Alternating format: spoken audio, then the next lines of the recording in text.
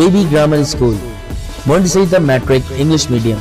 खूबसूरत, आरामदाह और पूरा साइज मोंटेसरी क्लासरूम में आपके नन्हे मुन्ने बच्चों को निहायत प्यार और शफकत के साथ दौर जदीद के तकाज़ों के मुताबिक ऑडियो, वीडियो और जदीद मटेरियल के जरिए तालीम दी जाती है। प्राइमरी और सेकेंडरी क्लासों में बच्चों की स्किल को बेहतर बनाने के लिए report writing classes, newspaper classes,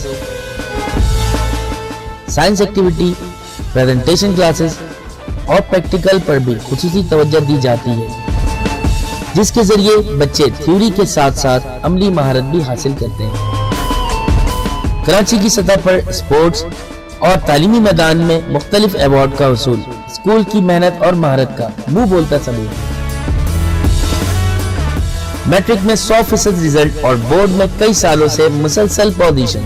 दाखिले के लिए राब्ता करें कैंपस 1 शाहवलीउल्लाह नगर, campus 2 Rahmat Chowk. Phone 0213 666 1749, 0213 640 6946।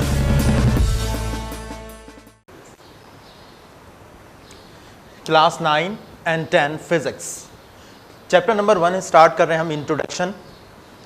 Introduction में हमारे पास जो लर्निंग ऑब्जेक्टिव्स हैं फिजिक्स के हवाले से, सबसे पहली चीज़ हम देखेंगे व्हाट इज़ फिजिक्स। इसके बाद branches of physics, importance of physics, scientific method और एरर एंड एक्यूरेसी। इसके बाद लास्ट हमारा टॉपिक होगा contribution of Muslim scientist in Pakistan. सबसे पहले हम बात करते हैं व्हाट इज़ फिजिक्स। फिजिक्स क्या है? The word physics comes from Greek word.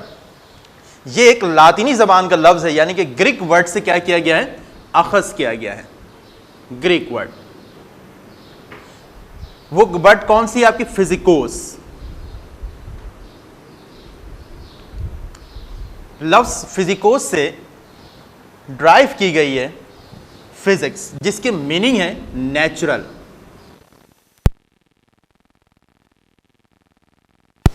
अब अगर हम बात करते हैं, या तो हमने बात की व्हाट इज फिजिक्स, फिजिक्स क्या है, फिजिक्स कहां से आया, किस तरीके से आया। नेक्स्ट हम बात करते हैं इसकी डेफिनेशन की। इसकी डेफिनेशन की अगर हम बात करें तो ये फिजिक्स भी साइंस की एक ब्रांच है, जिसमें हम क्या करते हैं? मैटर और एनर्जी दोनों की इंटरेक्शन देखते हैं कि मैटर और एनर्जी में क्या इंटरेक्शन है। इनकी स्टडी के हवाले से जो हम करते हैं, यानी कि मादा और तवानाई, जब ये दोनों के आपस में क्या ताल्लुकात हैं, इन ताल्लुकात पर बहस करना, इनकी स्टडी करना क्या कहलाता है? फिजिक्स कहलाता है। नेक्स्ट हमारे पास जो टॉपिक है, इससे आगे बढ़ते हैं, ब्रांचेस ऑफ फिजिक्स। यानी फिजिक्स को मजीद ब्रांचों में क्या की गई है? तकसीम किया गया है, डिवाइड किया गया है। ब्रांचेस हमारे पास तकरीबन 9 ब्रांचेस हैं, तो हम स्टेप टू स्टेप इनकी ब्रांचेस को भी देखेंगे। तो सबसे पहले हमारे पास जो ब्रांच है वो है मैकेनिक्स।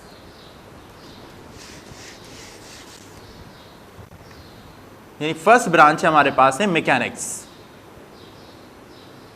मैकेनिक्स में दरअसल हम जो स्टडी करते हैं मोशन की, अब वो मोशन चाहे उस पर फोर्स लग रही हो, यानी कि विदाउट फोर्स हो या विद फोर्स हो, किसी भी लिहाज से अगर वो ऑब्जेक्ट मोशन कर रही है यानी कि हरकत में है, तो उसकी स्टडी बेसिकली क्या कहलाएगी? मैकेनिक्स कहलाएगी। इसके बाद नेक्स्ट ब्रांच है हमारे पास इलेक्ट्रिसिटी। अब इलेक्ट्रिसिटी में बेसिकली हम देख रहे होते हैं मूवमेंट ऑफ चार्ज, चार्ज की मूवमेंट देख रहे होते हैं, इसकी स्टडी करते हैं और इसके फिनोमेना को देख रहे होते हैं, इसके नेचर को भी देख रहे होते हैं, इंटरेक्शन देख रहे होते हैं कि चार्ज किस तरीके से एक दूसरे को रिपेल करते हैं या अट्रैक्ट करते हैं। इन चीज़ों को भी देखना क्या कहलाती है? इनकी स्टडी करना इलेक्ट्रिसिटी कहलाती है। इसके बाद थर्ड हमारे पास है इलेक्ट्रोमैग्नेटिज्म।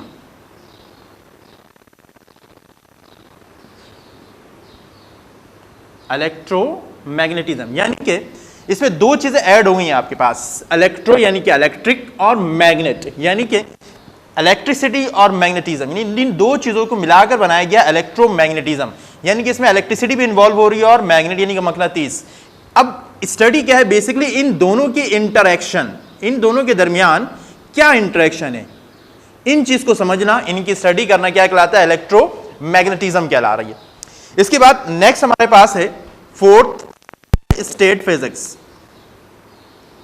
सॉलिड स्टेट फिजिक्स बहुत सिंपल फिजिक्स, जिसमें हम क्या करते हैं? सिर्फ सॉलिड मटेरियल की प्रॉपर्टीज, उसके स्ट्रक्चर को हम देख रहे होते हैं कि जो सॉलिड मटेरियल उनकी क्या प्रॉपर्टीज है, उनकी स्ट्रक्चर किस तरह की है। इसके बाद नेक्स्ट हमारे पास है एटॉमिक फिजिक्स नंबर 5। जैसा कि हम जानते हैं, हमने केमिस्ट्री में भी पढ़ी ये चीजें, दुनिया में जितनी भी चीजें हैं वो एटम से मिलकर बनी है।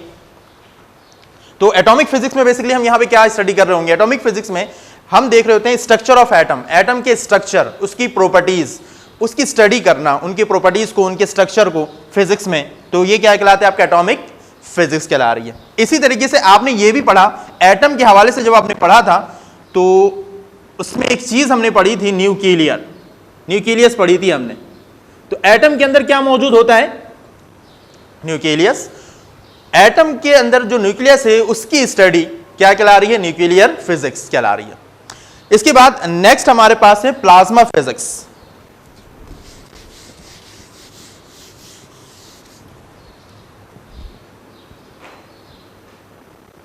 प्लाज्मा फिजिक्स, प्लाज्मा फिजिक्स में बेसिकली हम क्या कर रहे हैं, जब हम मैटर को बहुत ज्यादा आयोनाइज कर देते हैं तो वो अपने अंदर से इलेक्ट्रॉन क्या करता है, खारिज करता है।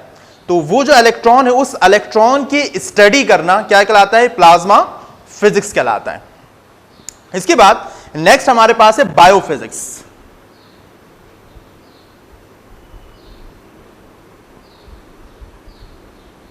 बायोफिजिक्स यानी कि बायो और फिजिक्स, इन दोनों के दरमियान जो इंटरेक्शन है उनकी स्टडी, यानी कि इसमें बायो को और दोनों को एक साथ हम जो स्टडी कर रहे हैं, उनके ताल्लुकात को जो हम देखते हैं, उनकी स्टडी करते हैं, ये बेसिकली कहलाती है बायोफिजिक्स। नेक्स्ट हमारे पास लास्ट 9 इज एस्ट्रोफिजिक्स, यानी कि फलकियाती फिजिक्स। ये एस्ट्रोफिजिक्स क्या है, हमारी खला में जिस किस्म की भी बॉडीज हैं उनकी स्टडीज करना, जैसे कि हमारे पास बात करते हैं मून की, स्टार की, यानी कि इन सब की स्टडी बेसिकली जो है वो क्या कहलाती है, एस्ट्रोफिजिक्स कहलाती है। तो ये हमारे पास 9 ब्रांचेस थी फिजिक्स के, जिसे हमने अभी स्टडी किया। इसके बाद नेक्स्ट हमारे पास जो ऑब्जेक्टिव है वो है इंपॉर्टेंस ऑफ फिजिक्स। फिजिक्स की क्या अहमियत है, फिजिक्स की बहुत अहमियत है।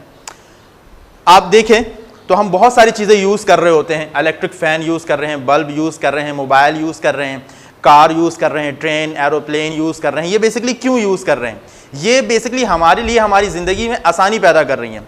और फिज़िक्स को हम इस्तेमाल इसलिए करते हैं कि हम इन चीज़ों को मज़ीद इस तरीके से इस्तेमाल करें कि मुझे इनपुट कम से कम देना पड़े और मुझे आउटपुट ज़्यादा से ज़्यादा हासिल हो। ठीक है, तो हम फिज़िक्स में इस चीज़ पर रिसर्च करते हैं कि हमारी इन सब चीज़ों में हम मज़ीद क्या डेवलपमेंट कर सकते हैं, क्या नई चीज़ लेकर आ सकते हैं जो हमारे लिए मज़ीद आसान हो। इसके बाद नेक्स्ट हमारे पास है साइंटिफिक मेथड। ये आप जानते हैं, आपने फिजिक्स में भी, बायोलॉजी में पढ़ी है, केमिस्ट्री में भी आपने पढ़ी है। साइंटिफिक मेथड होता क्या है, एक तरीके से देखा जाए तो ये साइंसदानों का तरीक़ेकार है कि जब उनके पास कोई एक चीज़ स्टडी करनी होती है उन्हें, तो वो सबसे पहले क्या करते हैं, ऑब्जर्वेशन करते हैं, उसकी स्टडी करते हैं, ऑब्जर्व कर रहे होते हैं इसे मुख्तलिफ तरीके से, और फिर उसे एक स्टेटमेंट देते हैं उसके हवाले से जो हाइपोथेसिस कहलाती है, और फिर उसमें मजीद उसके एक्सपेरिमेंट की जाती हैं ताकि उसे क्या किया जा सके, बेहतर तरीके से साबित किया जा सके, और फिर आगे चलकर वही चीज़ थ्योरी कहलाती है। लेकिन जब थ्योरी में कुछ कंडीशंस अप्लाई हो जाती हैं कि उस कंडीशन के साथ उस कंडीशन पर वो थ्योरी अप्लाई हो रही होती है, कुछ कंडीशन पर वो थ्योरी अप्लाई नहीं हो रही होती, तो ये चीज़ क्या कहलाती है, लॉ कहलाती है। जैसे एक मिसाल के तौर पर, एक मिसाल है हमारे पास सेब कि, और साइंटिस्ट ने, जैसे न्यूटन ने इसमें काफ़ी ऑब्जर्वेशन किया कि सेब जब गिरता है तो ज़मीन पर ही क्यों गिरता। तो इसके बारे में उसने बहुत स्टडी किया और इसके हवाले से उसने स्टेटमेंट भी पेश किया, थ्योरी पेश की। तो यही ऑब्जर्वेशन है, उसने मुख्तलिफ ऑब्जर्व किए, ऑब्जर्वेशन किया, एक्सपेरिमेंट किया। ये सारी चीज़ें जो हैं एक साइंटिफिक तरीक़ेकार कहलाती है, साइंसदानों का तरीक़ेकार कहलाता है। इसके बाद हम बात करते हैं एरर एंड एक्यूरेसी, यानी कि गलती और उसकी दुरुस्तगी। यानी कि अगर गलती हो रही है तो उसकी दुरुस्तगी भी होगी लाजमी। तो हमारे पास 3 किस्म की एरर हैं, पर्सनल एरर है, सिस्टमैटिक एरर है, और फिर रैंडम एरर है। तो पर्सनल एरर ऐसी होती है गलती जो हमारी ज़ाती गलती हो, यानी पर्सन की अपनी गलती हो। यानी कि अगर मैं कोई काम कर रहा हूँ और उस काम में मेरी अपनी गलती है, किसी शख्स की जो गलती कहलाएगी वो उसकी पर्सनल एरर कहलाएगी। अब जाहिर सी बात है, अगर मैंने गलती की है तो उसे दुरुस्त भी कर सकता हूँ, पॉसिबल है। इसके बाद है सिस्टमैटिक एरर। सिस्टमेटिक एरर वो गलती है जो सिस्टम की वजह से हो या किसी इंस्ट्रूमेंट की वजह से। अगर मैं कोई प्रैक्टिकल कर रहा हूँ, वर्नियर कैलिपर आगे चल के आपके चैप्टर में भी शामिल है, मेजरमेंट में स्क्रू गेज की है, इसके अलावा प्रैक्टिकल में भी आप करेंगे, तो ये एक इंस्ट्रूमेंट है। जब आप प्रैक्टिकल कर रहे हैं तो जाहिर सी बात है उस इंस्ट्रूमेंट में भी कोई ना कोई ऐसी एरर मौजूद होगी जिसे आप जीरो एरर का नाम देंगे ताकि उसे दुरुस्त भी किया जा सके, उसमें भी गलती मौजूद होगी। तो जो सिस्टम की वजह से, जो इंस्ट्रूमेंट की वजह से जो गलती आए उसे हम क्या कहते हैं? Systematic error. इसके बाद नेक्स्ट है हमारे पास लास्ट रैंडम एरर। अब रैंडम एरर क्या है? आपके पास ऐसी गलती जो आपके इख्तियार में ना हो, यानी कि जो आपकी अपनी गलती नहीं है और ना ही वो किसी सिस्टम की गलती, इंस्ट्रूमेंट की गलती है, बल्कि वो आपकी ऐसी गलती है जो कंडीशन पे डिपेंड कर रही है। जैसे कि मिसाल के तौर पर आपने कोई स्टील के रॉड ली है और स्टील के रॉड आप किसी ऐसे जगह लेके जाते हैं जो बहुत ही हॉट है और वहां जाकर उसकी मेजरमेंट अगर करते हैं तो उसकी मेजरमेंट जो है वो एक्सपेंशन जो है उसकी मेजरमेंट जो है वो ज़्यादा होगी, लेंथ ज़्यादा होगी। लेकिन आप वही स्टील के रॉड को किसी ठंडे इलाके में लेकर जाकर मेजर करते हैं तो वो लाजमी से बात है थोड़ी सी श्रिंक ज़रूर होगी। जब वो श्रिंक होगी तो उसकी मेजरमेंट में फ़र्क आएगी। तो ये दो कंडीशन है जिसकी वजह से ये भी एक एरर आ रही है हमारे पास, लेकिन ये हमारे इख्तियार में नहीं है, ये कंडीशन पे अप्लाई हो रही है आपके। तो ये ऐसी गलती जो है वो क्या कहला रही है? आपकी रैंडम एरर कहला रही है। इसके बाद नेक्स्ट और लास्ट हमारे पास जो है वो है contribution of Muslim scientist in Pakistan. यानी कि पाकिस्तान में हमारे ऐसे बहुत से साइंटिस्ट हैं जिन्होंने फिजिक्स में बहुत काम सर अंजाम दिया है। इसमें सबसे पहले अगर हम बात करें तो इब्नुल हैशम का नाम है। इब्नुल हैशम ने बहुत ही काम किया है। सबसे पहले इन्होंने ही was born in Basra, Basra में पैदा हुए हैं जो कि इराक का एक शहर है, और इन्होंने फिजिक्स में और मैथमेटिक्स इंजीनियर में बहुत ही काम किया। और इनका सबसे अहम काम रहा pin hole camera. Pin hole camera इन्होंने ही पेश किया था। इसके अलावा इन्होंने एक थ्योरी पेश की थी लाइट के हवाले से कि रोशनी जो है वो आंखों से निकलती है और ऑब्जेक्ट पर स्ट्राइक करती है, जिसकी वजह से हम देखते हैं। बाद में ये थ्योरी तो गलत साबित हुई, बाद में इसे गलत साबित किया गया, लेकिन ये सबसे पहला कदम था ये इनका थ्योरी पेश करने के हवाले से, जिसके बाद मजीद थ्योरी आती रही। ये एक बुनियाद रखी थी उन्होंने। इसी तरीके से नेक्स्ट हमारे पास जो साइंटिस्ट हैं याकूब इब्न इस्हाक अल-किंदी, ये भी बसरा में पैदा हुए इराक के शहर में। इन्होंने बहुत ही रिसर्च किया और इनके हवाले से ये है कि ही also discuss the nature of sound, यानी कि साउंड यानी कि आवाज़ के नेचर के हवाले से इन्होंने डिस्कस किया। इसके बाद नेक्स्ट हमारे पास साइंटिस्ट हैं अबू रेहान मोहम्मद अहमद अल बैरूनी, यानी जो जिन्हें हम अल बैरूनी के नाम से जानते हैं, बहुत मशहूर है अल बैरूनी के हवाले से। ये 1973 एड में पैदा हुए अफ़गानिस्तान के शहर बैरून में, और इन्होंने बहुत यानी कि 150 बुक्स लिखी, बहुत सारी बुक्स इन्होंने लिखी हैं। और इनकी एक सबसे अहम कारनामा ये रहा कि पहले ये थ्योरी थी या कानून था मौजूद कि ज़मीन जो है वो बिल्कुल फ्लैट है, लेकिन इन्होंने इस चीज़ को गलत साबित किया कि ऐसा नहीं है, बल्कि ज़मीन जो है वो राउंड है। और इसके अलावा इन्होंने ज़मीन की जो सरकमफेरेंस है वो भी मालूम करके बताई, और इसके अलावा डेंसिटी, चीज़ों की जो डेंसिटी होती है वो भी मालूम किया। डेंसिटी बेसिकली क्या होता है कि किसी भी चीज़ का गाढ़ापन देखते हैं, उसमें उसकी गाढ़ापन कितनी है, ये भी उन्होंने मालूम करने का तरीका बताया अल बैरूनी ने। तो मुख्तलिफ कंट्रीब्यूशन रही साइंटिस्ट की। इसके अलावा अगर हम आते हैं नेक्स्ट हमारे पास जो है वो अब्दुल सलाम, डॉक्टर अब्दुल सलाम के हवाले से अगर हम बात करते हैं तो doctor Abdul Salam was born in जंग, यानी कि पाकिस्तान में पैदा हुए 1926 में। ये बहुत ही ज़हीन थे बचपन से ही। और इनके हवाले से अगर हम बात करें तो इन्होंने नोबेल प्राइज़, ये पाकिस्तान के वो वाहिद साइंटिस्ट हैं जिन्हें नोबेल प्राइज़ से नवाजा गया, जो दुनिया का सबसे बड़ा प्राइज़ कहलाता है, जिन्हें उस थ्योरी यानी कि ग्रैंड यूनिफिकेशन थ्योरी, जिसे शॉर्ट फॉर्म में हम गुट कहते हैं, GUT, यानी कि ग्रैंड यूनिफिकेशन थ्योरी जो पेश की थी इन्होंने, और जिसे बाद में साइंटिस्ट ने बहुत ज़्यादा सराहा और इनकी थ्योरी काफ़ी कामयाब भी हुई, और इसी वजह से इन्हें ये नोबेल प्राइज़ भी दिया गया। इसके बाद हमारे पास लास्ट वन जो है आखिर में डॉक्टर अब्दुल कदीर खान, जिन्हें आप सुनते भी होंगे, देखते भी होंगे। ये 1 अप्रैल को 1936 भोपाल यानी कि इंडिया के शहर भोपाल में पैदा हुए और बाद में वहाँ से माइग्रेट करके पाकिस्तान आए थे। इन्होंने पाकिस्तान में ही MSc की डिग्री हासिल की मेटलर्जी में, और फिर वहाँ से हॉलैंड चले गए।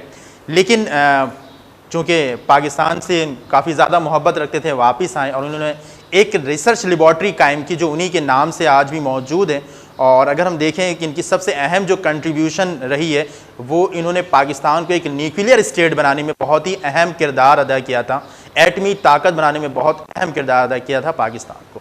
ठीक है, तो ये लास्ट टॉपिक था ये हमारे फिज़िक्स का। इंशाल्लाह नेक्स्ट जो है हम नेक्स्ट चैप्टर के साथ दोबारा आएंगे। आज यहीं तक रखते हैं।